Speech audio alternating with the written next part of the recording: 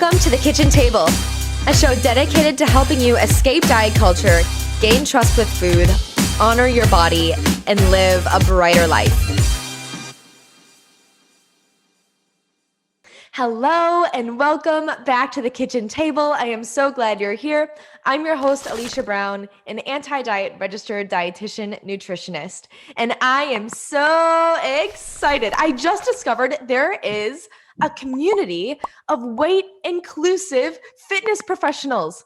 Here I am on like my own anti-diet island as a dietitian, right? Like here I am feeling alone. I know that there's like a community. We got Claire Tuning. We got other, great anti-diet dietitians here with me that I've had on the show, right? But we're all on this island where on the mainland, there is a whole slew of weight-inclusive anti-diet fitness pros. And I found one that is introducing me to the whole world. And her name is Jamie, aka fitragamuffin. She is going to make you smile so big on the show. Guarantee it. She is smiling so big right now. And if you hop over at her Instagram at fitragamuffin, you will just laugh your socks off. She is funny. She is cool. And most of all, you just feel like really held in her space. She has a very loving and compassionate approach for anyone at any size, really helping them explore movement in a way that feels joyful and expansive. And I could say much more, but without further ado, Jamie, thank you so much for being here on the show with me today.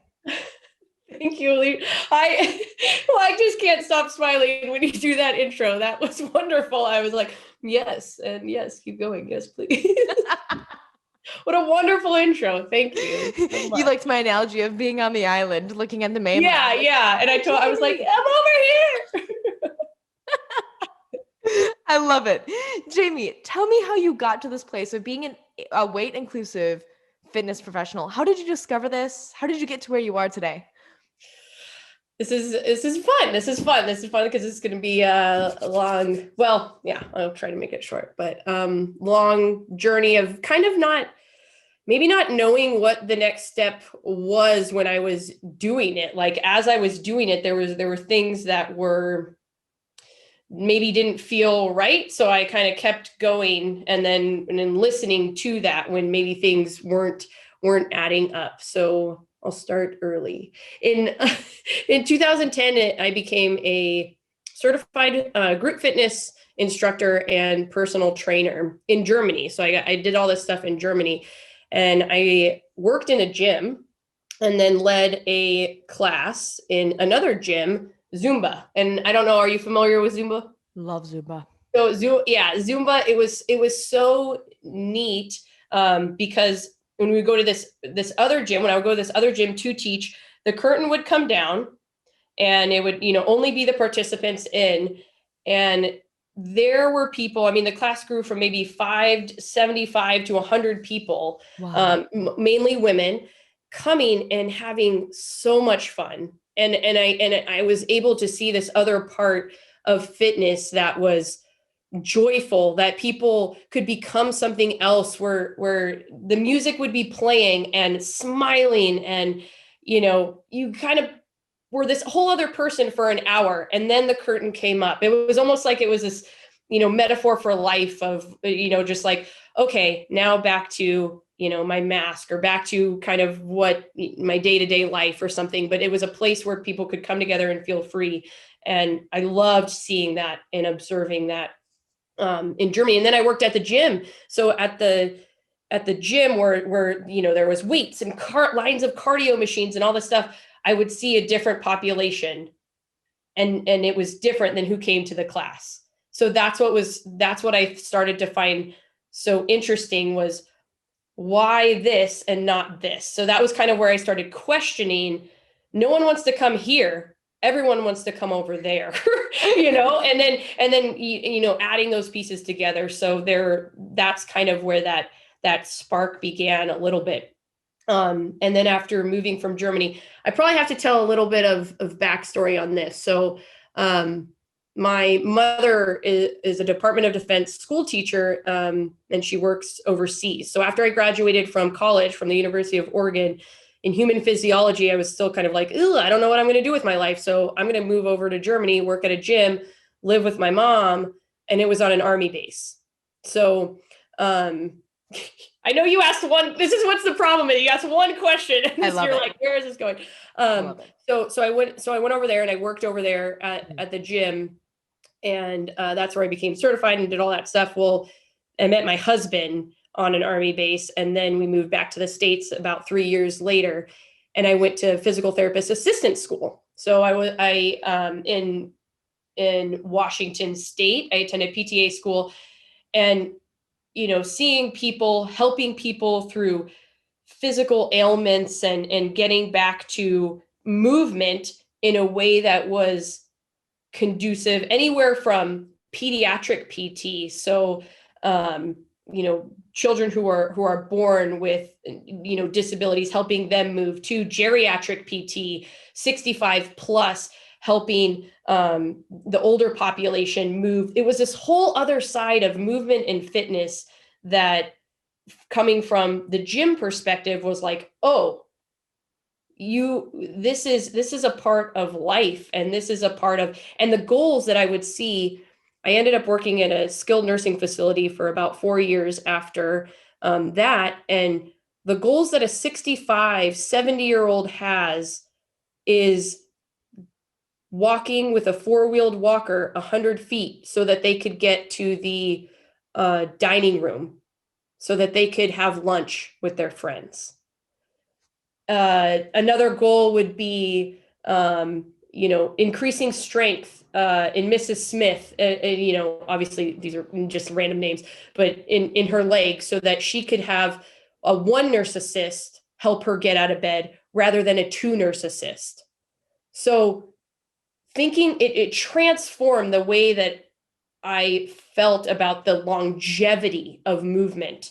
Yeah. And again, all of these things of, none of these people are sweating an hour at the gym or counting their macro or doing whatever. It's like, they want to move for community. They want to move so that they can be more independent. They want to move so that they can, go to a lunch date with their grandkid on the weekend. So that whole part of it was so neat, to work with different populations. That's what the physical therapy world brought me, was like all these different populations and goals, and seeing all these different types of physical abilities of people. And then what happened, so since so how that kind of intertwined was, we're a military family, so we move around a lot. Every 2 to 3 years we move around, and finding a job as a military spouse is pretty difficult, because interviews and here, and you got to shift everything, and then it takes 6 months or whatever. So when we moved here in Spokane, I started working. One of my friends contacted me from our last duty station and said, I want a personal trainer, but I only want it to be you. How can we make this work? and this was kind of, we were like, okay, and my husband and I have kind of talked about, how we could do, since we move a lot, how we could do kind of streaming and stuff. So I was like, well, let's just meet on Zoom. Like, let's just meet once a week on Zoom. And so that's what we started doing. And she liked my approach, the way that I trained. And that's, now I understand that as, I thank her for reaching out to me. So I started with that in December of 2018. I met with her once a week, and then she shared with a friend, and then that friend shared with a friend. And by February, I think I had 4 clients through Zoom, virtually training them. And we were kind of like, well, let's do this. Like, let's go gung ho with virtual training. So that's when I put in my 2 weeks at the nursing home, and started with that. And what I thought was going to be kind of saving people the gym commute, what turned into people, this world of people don't want to go to the gym. There's this whole, and that's, so it was shifting my perspective with everything that I had been learning along the way of, this was a safe space that people could come to and move in a way that maybe they weren't feeling, they were, not being judged before. So, I don't even know if that answers the question. That was like the longest story of day by day, I have come into this community of understanding that fitness has a lot of things associated with it that are triggering for people, and in my heart, I find that, it just sucks that it's that way, because I get, angry at diet culture, at fitness culture, at all that stuff, because movement and fitness brings so much life, and makes things in life so much more accessible, and easier for people to do. But when you focus it on this thing of, you have to look a certain way, you have to be a certain number, you have to do this, there's this barrier to entry. Okay, I can't even start until I'm here. So I don't take weight, I don't take transformation pictures, and I don't take measurements, because it's for everyone. It seems like you didn't find this community. It seems like this community found you. And it seems like even like this, it seems so true. She's smiling so big. I see you in that, and it's like you're taking those elements of Zumba where people feel just like not judged. They feel free. They feel expansive. They can even be silly, right? And they can move in ways that they don't move in their regular, just day-to-day life. Like they can be just who they are, and move in ways that feel fun and doable for them. And the fact that, that first client that you had said, I only want to work with you, really means that like you provided something she couldn't find at a gym. She couldn't find in that environment. And it's the same thing that you found earlier in your career that was like, here's where everyone want to go, but here's what everyone's doing, like here's everyone's just doing the gym thing, but really this is the kind of movement experience they might want instead, that they don't even know. And you're creating that in your virtual fitness business. I think that's incredible. Tell me, what was that thing that you found in your experience working at a gym? What was the thing that was missing from movement when you were working at a gym? Like, what was the thing that like didn't sit well with you when you were working there? What was the difference?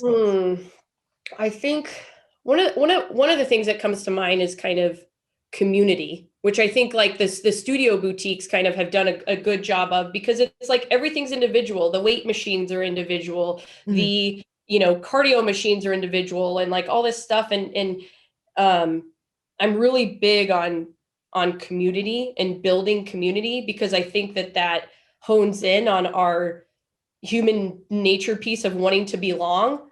But what the gym is missing, or I'll take that back, because some gyms do a good job, but like what some gyms are missing is this rhetoric of good to see you. It's great seeing you, rather than, oh, hey, it's been a while. Where have you been?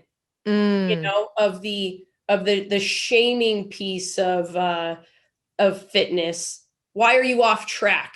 You got to get back on the wagon. That whole piece, rather than, we've missed you.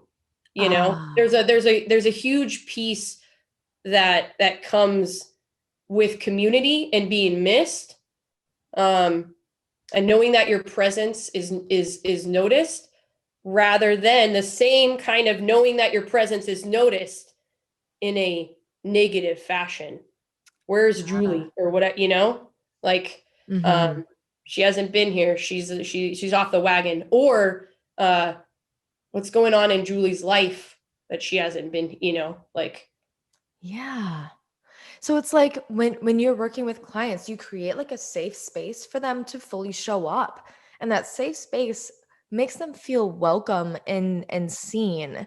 Whereas opposed to like the gym environment, it is just like, if you're not here, there is a negative connotation. You should feel guilty maybe for not being here. Where have you been? What have you been doing instead? I think so many of us feel that, like when we're at home, before we leave home, thinking about going to the gym, but you're feeling this resistance. I know that those listening maybe can like relate to this, of like feeling like we should go to the gym, but really not wanting to. We have like preemptive grief of how we might feel if we don't go to the gym. It's almost like we're driven by fear to go and work out. We're driven by fear with fitness, fear of weight gain, fear of not showing up, fear of having that person at the front desk saying, "Hey, where have you been?"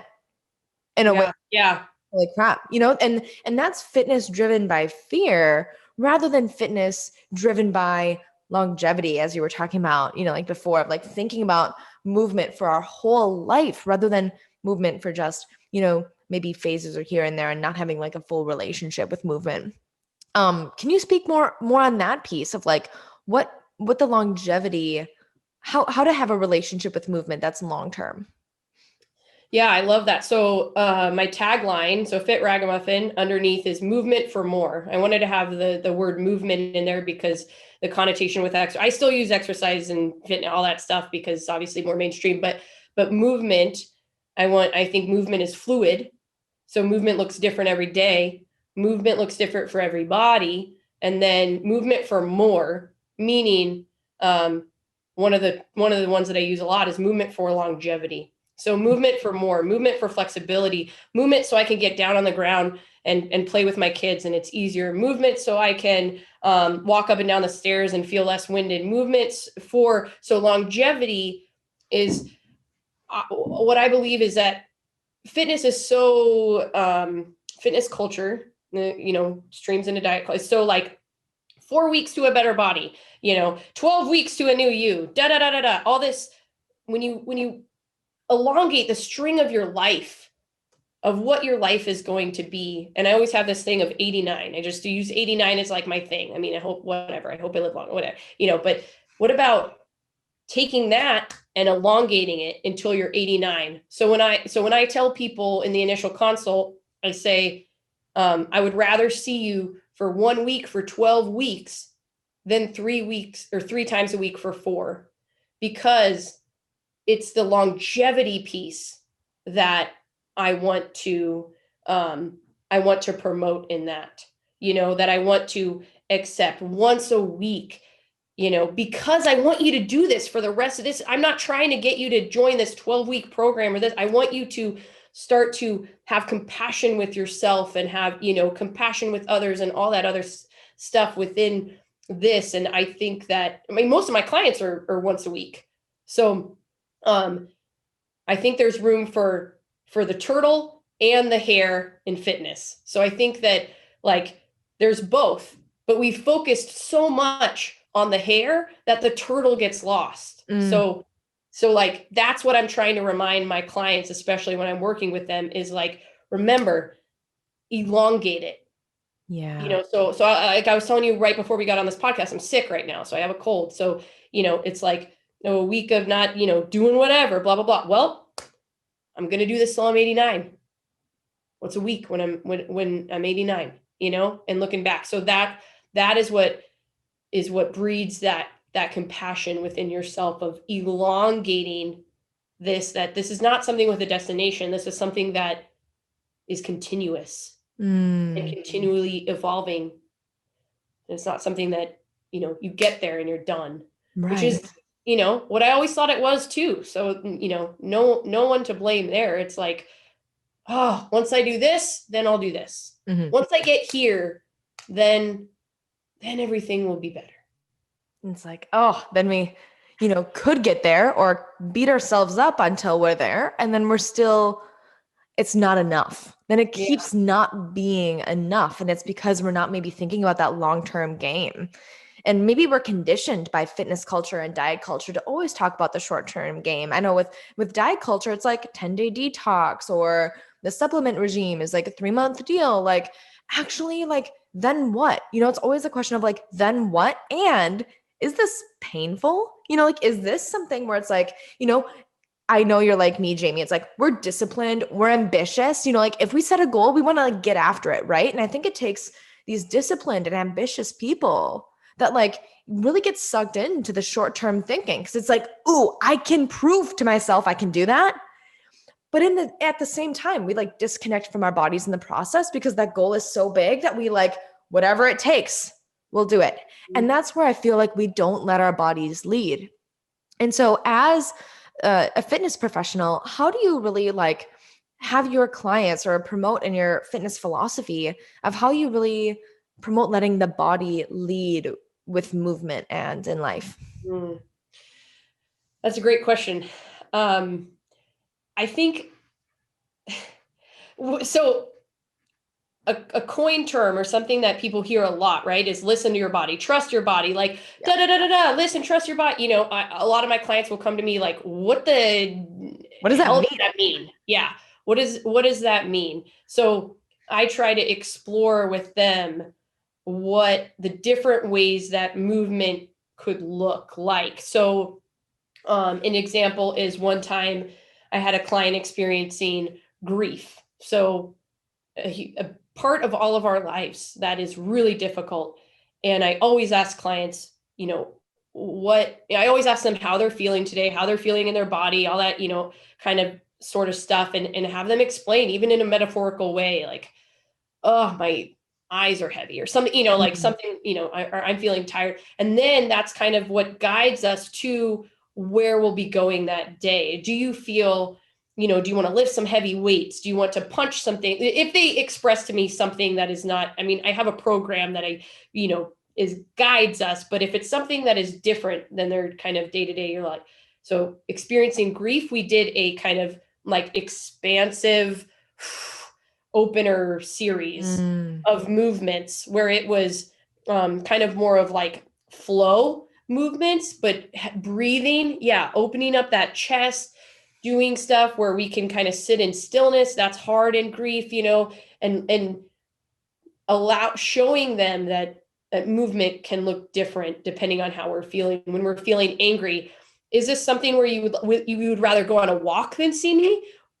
Or is this something where you want to lift a bunch of heavy stuff and yell, because it looks different for people.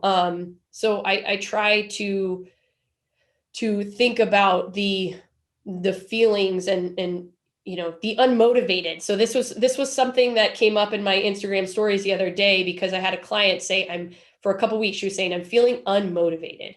Yeah. So we explored, what does that feel like? Like, what does feeling unmotivated feel like in your body? And so I ask people that in my stories, like, what does it feel like to you? Because it's going to feel different for you than for me, than for, Sally in here, whatever. So it was interesting, because once we break it apart, well, she's freaking tired. She's works, every day and she's in a hospital facility right now. So she's feeling that burnout. And we decided together she was going to take 2 to 3 weeks off of training with me. Like, so normally maybe she would have gone from, I'm unmotivated, I'm a bad person, I'm late, Mm. I'm this. So then we break apart and we extrapolate those things. What does that feel like in your body, so that we don't go so quickly to guilt, because guilt is just the next step in a lot of these feelings. Right. And after we've kind of like uncovered, like you're saying, like what that feels like in the body, what being unmotivated feels like, and discovering that it was like that tiredness. Oh, we can wrap that up in compassion. Of course, you're feeling Yeah. tired, right? Of course, your body's not leading you toward movement right now. It doesn't have the energy to do that. Your Yep. approach is exactly like letting the body lead, whether if it's feeling grief, if it feels anger. Yes, these exist in the mind, but they're also like experienced in the body. And like, what does the body need seems to be like really your approach to guiding what movement looks like. Okay, so Yeah. in contrast to that, it's like in fitness culture at the gym, it's like, okay, leg day, okay, group fitness, okay, and especially like in the new year, I know people are crafting goals of like Monday, Tuesday, Wednesday workout, right? How how can we open the door to like what letting the body lead? What would that look like for them in contrast to like the fitness goals and routines that people set in the new year? Mm. A lot of it's it's funny, because there's just so much work in all of this. I hate to call it work, but like a key thing is finding things that you enjoy, which Yeah. is a whole in and of itself. I mean, we could talk about how to work on that, because you're like, no, fitness is punishment. I'm not supposed to enjoy it, you know? So that's a whole thing. But I think that's the stepping stone to crafting maybe something of what you like to do. And, you know, COVID has made it so that things that we enjoy may not be available to us right now, which is really tough too. So if you're like, oh my God, I discovered climbing last year and I love going to my climbing gym and now it's closed, or swimming, or, you know, all these other things. But I think starting with, this is just so, I have so much fun with my clients. So like last week, she was saying that she felt powerful shoveling snow. So like she was, you know, out there, and we talked about like movements that move. So even movement, like you probably wouldn't think about that as a form of exercise, you know, like da da da da. But it's this. There was a lot of things around it. Clearing, like you are presented with this thing that is big and messy and, you know, whatever, and you are clearing it out, right? You can see the progress right then and there, right? That's one thing. Two, powerful, that and engage core, shift, you know, that is very powerful to lift something very heavy and move that heavy thing. So then we were exploring what other forms of movement are like that. Kayaking, you're digging something into the water, you're moving that water, and you are propelling yourself forward as you are doing that. So it is.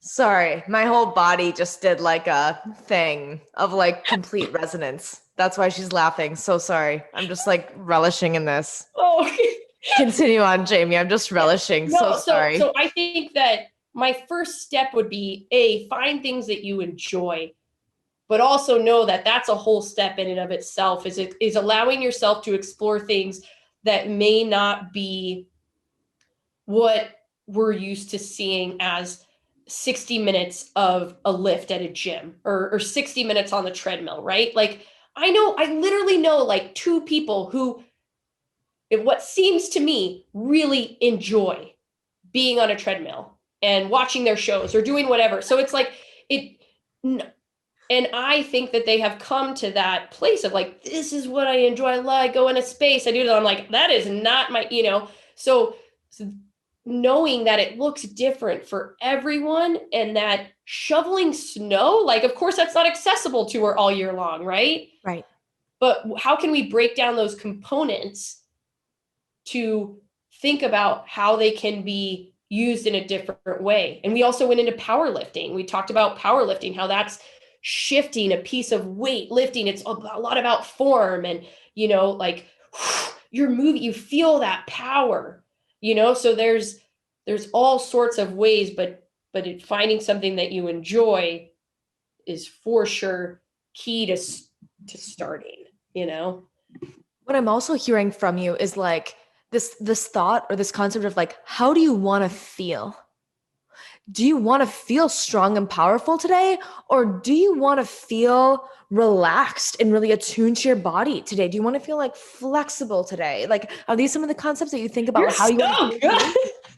I'm just laughing because that's, one thing that I don't know if harp on's the right word, but one thing that I talk about a lot is how does having my clients, having my participants, exploring how movement makes you feel rather than how movement makes you look. So, which is, again, Pandora's box, how we've been.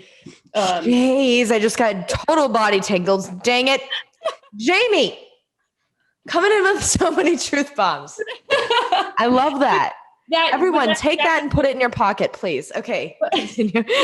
What you were leading to, but that's what you were leading to is, yes, I love saying, I love the association of how movement makes you feel. So again, something that is, I wouldn't have recognized if I was always focused on a number, which, yeah, we could go on that tangent for a while, but I am more patient with my child when I have moved. So I am more patient with the guy who just cut me off in traffic that I want to honk at. So that when I have been able to work through whatever emotion I am feeling. And that's what I like to correlate with movement. Normally I want you to punch you in the face, but I'm going to wave at you and smile, because whatever, maybe you're super late to whatever you're going to, so breeding compassion within ourselves helps us have compassion for the other person. So I almost, sometimes use like movement for kindness too. Like it helps. I think it helps, the endorphins, all that stuff, us be just more accepting and kind, compassionate towards others as well. We talk a lot about the window of tolerance framework on this show, and it seems like really moving through your emotions can be a way to process them that gets you back into a more grounded state, which then like impacts the ways that you show up in the world, being more patient with your kids, being more compassionate with the guy that cut you off on the road. Like that is a truly embodied practice. That means that like you're so attuned to the body when you exercise that like it actually gives you that energy that you need to carry through the rest of your day. If you're feeling angry, you can actually feel it more fully, work through it more fully. If you're feeling that grief, how can we attune to the body to feel more fully that grief and to actually use movement as a way of processing it? I never thought of it like that until this very moment. It's so clear to me how it can bring you back into a more tolerant space where you feel like you can act more in alignment with how you really want to show up in the world, rather than having that anger then translate into how you totally unrelated to maybe children, but like how you treat your kids, right? And so naturally we do that. And we still do, even if we engage in movement, right? We're not perfect, right? Like, absolutely. I will say that. Absolutely. Let's just be real. I mean, it comes up, but truly that's the way that it can impact our lives. Yeah. And a caveat to that as well too is sometimes I'm very much a proponent for mental health and access and having people so it's a tool. Like movement is a tool. Yeah. And it's not a cure-all. Yeah. It's not some, so that is something that I always, and I know it's just kind of a quote is like, oh, exercise, my gym is my therapy. Like, yes. And there's this other piece that when we work through this together, so when I have a client that when we start out angry and we do the session and I ask, no judgment, no about how you feel, I'm still angry. Okay. Like that happens too. It's not always this like, I'm not angry anymore. I'm not, so understanding that it's something that can be used for that and accumulating other tools for working, processing, moving through, sitting with. It's like the same with eating. We could do this over and over. We could do this all day. Like I reached for food for comfort. Alicia, you told me that was okay, but I'm still needing more comfort. I'm like, of course, right? What other tools do we have in the toolbox to get more comfortable, right? Yeah. How can we still meet the body's need for that? And maybe this is going to take, one of these tools, maybe this is going to take time. Maybe this is going to take help from a professional, like maybe this is something beyond just this one activity for this specific amount of time. Yeah, there's sometimes not the magic, but the things that can make us feel more attuned to our bodies typically help us address our needs more. Do you feel like that's true? Yeah. Oh yeah, absolutely. And I think that accessing that though is really difficult when we live in a world that is constantly telling us, and depending on what types of bodies that we're living as in, is telling us that we are not good enough. We are not okay. We don't deserve to go to a gym. Like there is all this other, weight stigma, all, stuff that is layered upon it that if you've only used it for punishment and it's only, I have to earn my talk or whatever, that's how I get on the treadmill, then how can you access the next step? So building that trust within my clients is really important too, because although I want to label myself a safe space, like they deem me safe. They're the, so they even tell me a couple times in, I've had clients say, no way I can take a break and you think that I'm not being lazy. No way, like how am I, so I have to build that trust over and over again and tell them rest is okay, breaks is okay. I am not thinking, and then that's for them to, determine how. I'm like, I'm not thinking that, like, so that, I mean, but that's like healing, so I can't put that piece on there too. I don't know. It's just, it's tough. Yeah.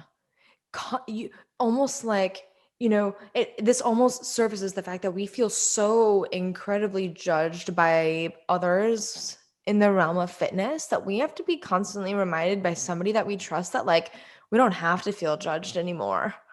And Yeah. honoring the body is okay. When the messaging is plow through, you're not doing it right. Unless you're puking or you're dying or you're sweating profusely or Right. yeah, all that stuff is like the measuring bar. When really that disconnects us from ourselves. Of course, we don't want to do that again. Yeah, absolutely. Why would I want to do something that I hate and continue to do it for a lifetime? Um, I Can you come back? Absolutely. Come back to the kitchen table. I like it like All once the a month. time.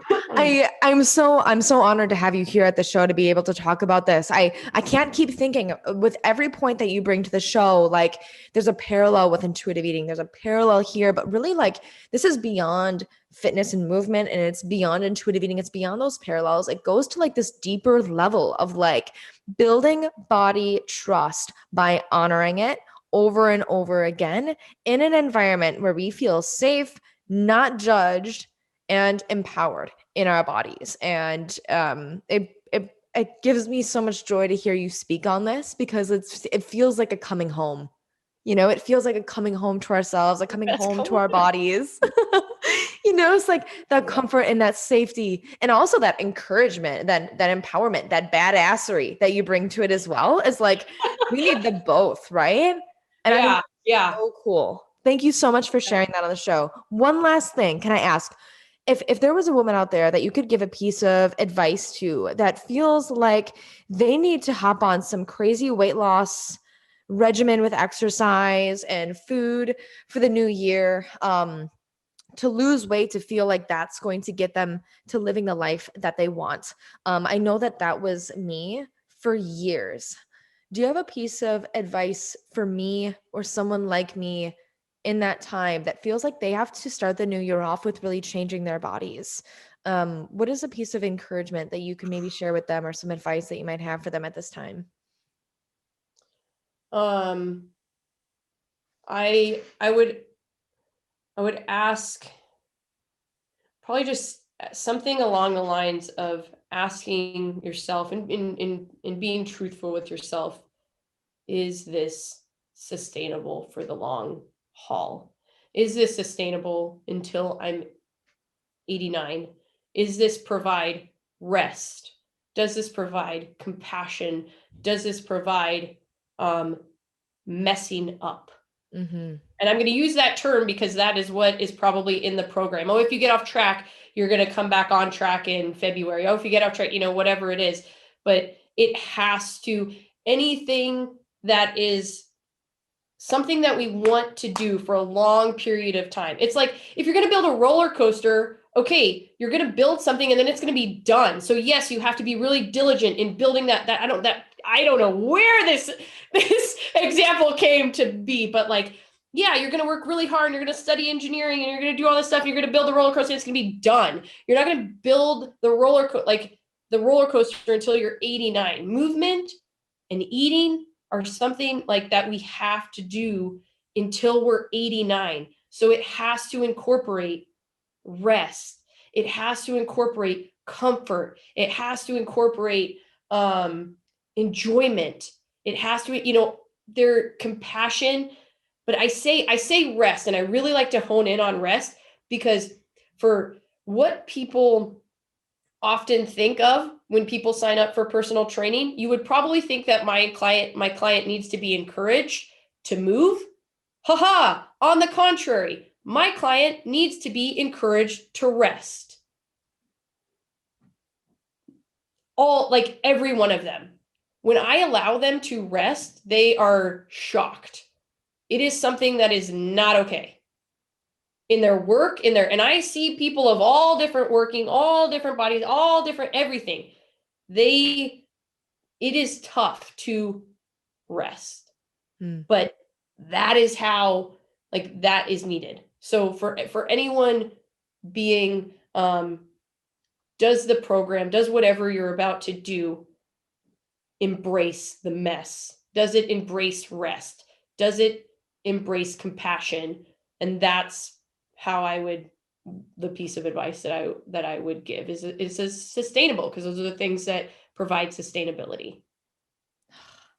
And with that sustainability, I feel like we can have like the momentum of success too, because we don't have to really fear messing up when we feel like even the rest is okay. That means that like we can allow ourselves permission to listen to our body without feeling like we fail when we do. Absolutely. Yeah. It's huge. Thank you, Jamie, for being here with me on the show today. You are a joy and a pleasure, and I'm honored that you are here with us today. What a great message. I'm going to be listening to this show a couple of times over so I can download it. Thank you so much. Can you just share really briefly for someone listening right now that wants to follow you, wants to work with you, where can they reach you? How can they sign up? I am on social media as Fit Ragamuffin. So fit and then Ragamuffin for rag. So Facebook. I don't do a lot of TikTok, but Facebook, Instagram. My website is fitragamuffin.com. So currently I have a wait list for one-to-one training. So there's sign up for the wait list. It's, but I'm developing a, subscription program. So it should be beta testing in January. So end of Here January. we are. Yeah, I know, right? Oh, this is January, Jamie. Yeah, end of January. So non-diet, they're compassion, moving. I'm going to have beginner, intermediate, advanced levels, and no judgment with either of them. 20, 30-minute, and then I call it movement, rest breaks honored anytime during. So hoping to get that out. And then I do free Zoom classes. So I do free donation-based classes, hits and Zumba. And I always show kind of all different levels for that. And that's on my website, and that's on my links in bio and all that stuff. So I just want people to enjoy movement and enjoy, the capabilities what their body can do today. You're not a before, you're not an after, right now. Mm-hmm. And you're awesome. And you're awesome. You're awesome, Jamie, at fitragamuffin on Instagram. Thank you so much for being here. We'll have Jamie back on the show if she'll come back with us again soon. And for everyone listening, if you felt this episode was super impactful and you cannot help but share it with the world, screenshot and share it. You can tag me at aliciabrown.rdn, or you can tag Jamie at fitragamuffin, and screenshot and share it. Make sure to subscribe to the show. Pull out your phone right now, hit that subscribe button. You'll hit the show every Monday and Thursday, and you'll get notifications so you don't miss an episode. They just keep getting better and better. And lastly, if you have a moment, I would love for you to rate the show as well. I so appreciate it. Jamie, I so appreciate you again for being on the show. For everyone else, I'll see you on Monday. Have a great day. Have a great weekend. Take care. Thank you.